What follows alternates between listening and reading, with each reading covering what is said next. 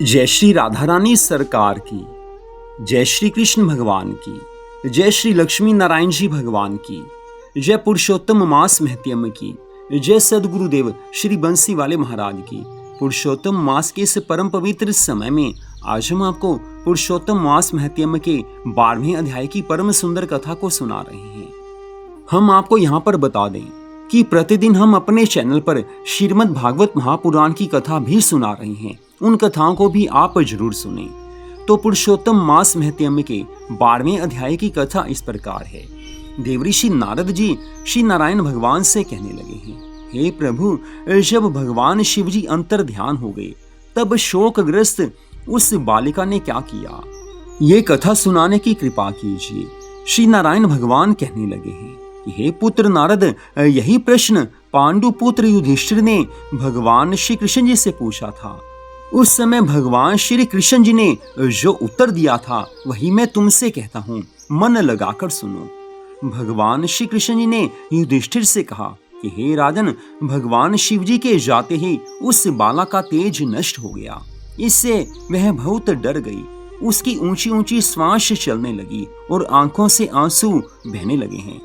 उस तपस्विनी बालिका के हृदय में अग्नि सी जलने लगी। उसके प्रत्येक अंग में धड़कन सी होने लगी है। अग्नि से जले पत्तों वाली बेल के समान वह झुलस गई थी। इस प्रकार कष्ट सहते सहते उसकी मृत्यु हो गई। सांप जिस प्रकार बिल से निकलते चूहे को पकड़कर निगल जाता है, उसी प्रकार उस तपस्विनी बालिका को बलवान काल ने अपने वश में कर लिया। उसी समय धार्मिक राजा द्रुपद यज्ञ की बहुत सी सामग्री एकत्रित करके यज्ञ कर रहे थे। उनके जलते हुए यज्ञ कुंड से वही बालिका सोने की कांति वाली सुंदरी के रूप में प्रकट हुई, जो द्रौपदी के नाम से विख्यात हुई। समय आने पर इस द्रुपद कन्या द्रौपदी को मत्स्य भेदन करके स्वयंवर में अनेक राजाओं और भीष्म तथा कर्ण आदि को निस्तेज करके अर्जुन ने प्राप्त किया था।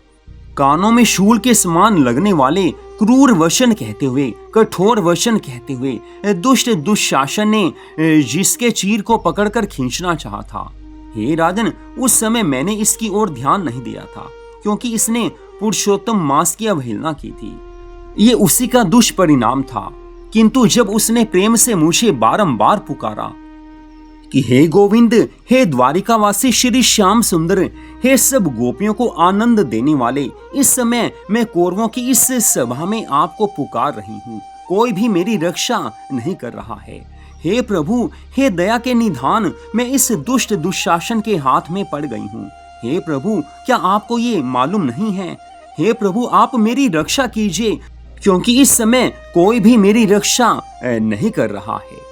तत्पश्चात आगे की कथा का वर्णन करते हुए भगवान श्री कृष्ण जी धर्मराज युधिष्ठिर से कहने लगे हैं कि हे राजन, इस प्रकार कष्ट में पड़कर द्रौपदी ने मेरी शरण ग्रहण कर ली थी।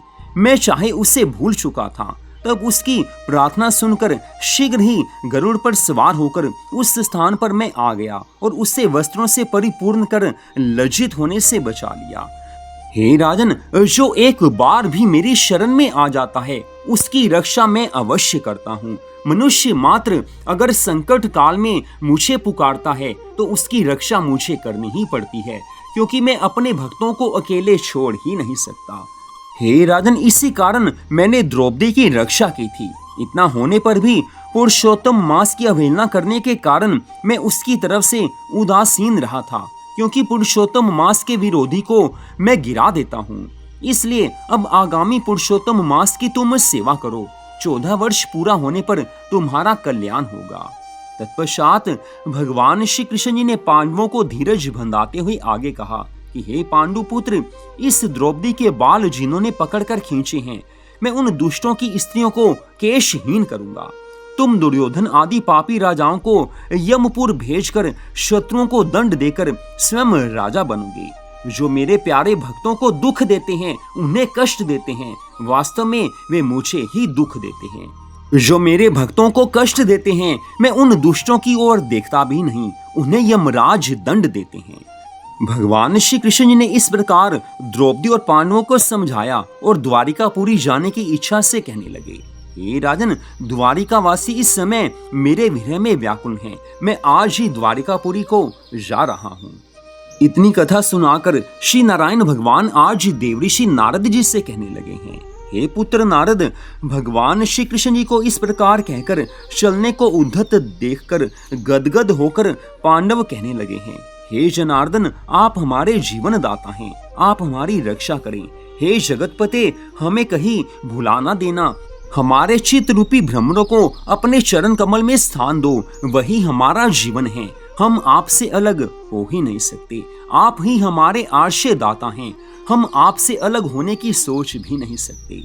पांडु पुत्रों के ऐसे वचन सुनकर आज भगवान श्री कृष्ण जी सब पांडवों को कहने लगे हैं कि तुम मेरे भक्त हो, मेरी शरण में हो, मैं तुम्हें भूल नहीं सकता। मैं कहीं भी रहूं, तुम्हारा ध्यान अगर मेरे चरणों में लगा है तो तुम हमेशा मुझे अपने समीप ही पाओगे, क्योंकि अपने भक्तों को मैं अकेला छोड़ ही नहीं सकता। ऐसा कहकर आज सब पांडवों के सामने भगवान श्री कृष्ण जी प्रेम में भरे हुए धीरे धीरे चलकर रथ में सवार हुए हैं। पांडव कुछ दूर तक उनके पीछे चले, जिन्हें श्री कृष्ण जी ने कुछ दूर जाने पर लौटा दिया है और आप द्वारिकापुरी को चले गए हैं। इतनी कथा सुनाकर श्री नारायण भगवान देवऋषि नारद जी से कहने लगे हैं कि हे पुत्र नारद, भगवान श्री कृष्ण जी के द्वारिका चले जाने पर धर्मराज युधिष्ठिर तपस्या करते तीर्थों में विचरण करने लगे।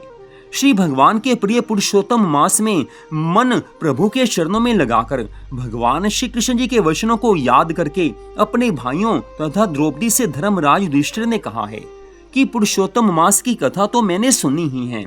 पुरुषोत्तम मास की पूजा के बिना सुख कैसे प्राप्त हो सकता है।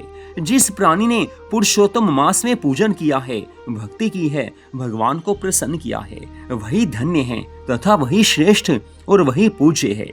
इस प्रकार पांडवों ने सब तीर्थों में घूमते हुए पुरुषोत्तम मास आने पर उसका व्रत और नियमों का सब पालन किया है। मन में उन्हें आनंद मिला है, क्योंकि उन्होंने भगवान की आज्ञा का पालन कर लिया था।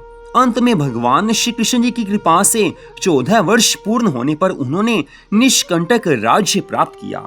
इससे पहले भी सूर्यवंशी राजा दृढ़धनवा पुरुषोत्तम मास के व्रत के प्रभाव से बड़ी सुख समृद्धि, पुत्र पौत्र आदि का अपूर्व सुख तथा अनेकों भोग भोग कर बड़े बड़े योगियों को दुर्लभ भगवान के लोक को प्राप्त हुए थे।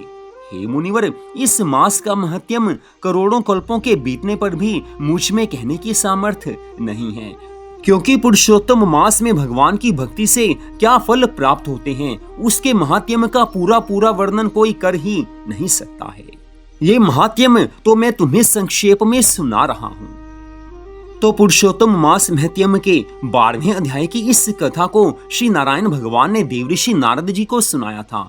इससे आगे श्री नारायण भगवान ने देवऋषि नारद जी को कौन सी कथा सुनाई है वो आप अगले अध्याय में सुन पाएंगे, 13वें अध्याय में सुन पाएंगे।